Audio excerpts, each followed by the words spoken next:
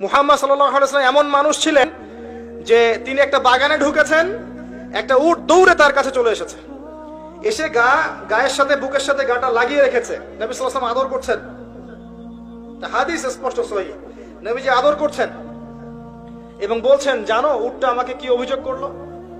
উটটা আমাকে তার মালিকের বিরুদ্ধে অভিযোগ করলো, তার মালিক তাকে কষ্ট দেয়। এই উটটা পর্যন্ত, একটা অবলা প্রাণী পর্যন্ত আমাদের নবীকে আপন মনে করছেন, ছুটে চলে আসছেন, আমার কষ্ট হচ্ছে, আমাকে ধরেন। চিন্তা করতে পারেন?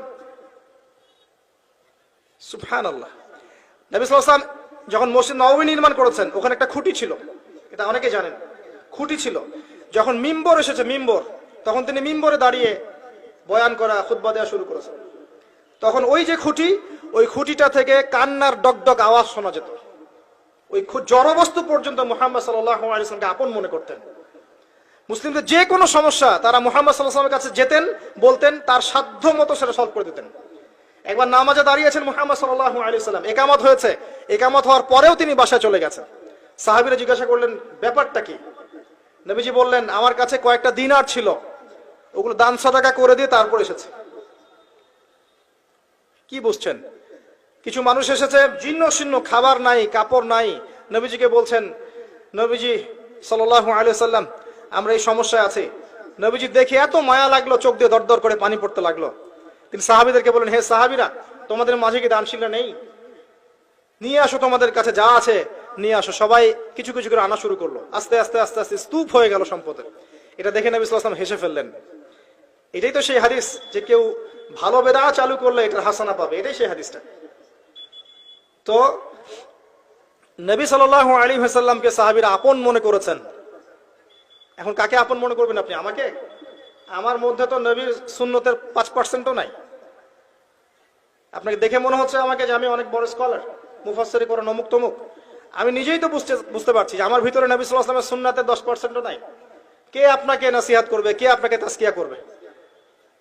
যারা এমন আল্লাহওয়ালা মানুষ, যারা এমন তাকওয়াওয়ালা মানুষ, নূরওয়ালা মানুষ, এই মানুষগুলোর কাছে গিয়ে পড়ে থাকেন, এই মানুষগুলোর কাছে গিয়ে সহবতে গিয়ে পড়ে থাকেন, খুঁজে নেন এই মানুষগুলোকে, কোথায় আছে খুঁজে নেন। আমি জানি না কোথায় আছে, আমি নিজেও খুঁজছি,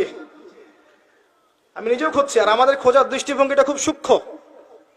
ওই যে ইমাম বুখারী দেখেছিলেন না, ওই যে ঘোড়াকে খাওয়াচ্ছেন প্রতারণা করে, হাদিস নিলেন না তার কাছ থেকে, আছে না? জানেন না আপনারা? হাদিস সার্চ করতে করতে এক জায়গায় চলে গেছেন, অনেক মাইলের পর মাইল পথ পাড়ি দিয়ে, দেখেছেন যার কাছ থেকে হাদিস নিবেন সে ঘোড়াকে ডাকছে, হাতের মধ্যে কিচ্ছু নাই, কিন্তু ঘোড়াকে দেখাচ্ছে, আসো আসো আসো, খেয়ে যাও। এই যে প্রতারণা করেছে ঘোড়ার সাথে, আর হাদিস নিলেন না। তা আমরা এরকম চোখ দিয়ে খুঁজছি আর কি, আল্লাহ যেন মিলিয়ে দেয়। কারণ এ ধরনের আল্লাহর নূরওয়ালা মানুষদের সংস্পর্শে না গেলে আপনার আমার মধ্যে তাজকিয়া আসবে না। তাজকিয়া, আত্মশুদ্ধি শুধুমাত্র পড়াশোনা করে, নিজে নিজে আমল করে হয় না, আত্মশুদ্ধিওয়ালা মানুষকে দেখেও শিখতে হয়। মুহাম্মদ সাল্লাল্লাহু আলাইহি ওয়াসাল্লাম সাহাবীদেরকে কি বইপত্র পড়ে ইসলাম শিখিয়েছেন? কোরআনের আয়াত লিখে দিয়েছেন, যাও বাসায় গিয়ে পড়ে নাও, এমন ছিল?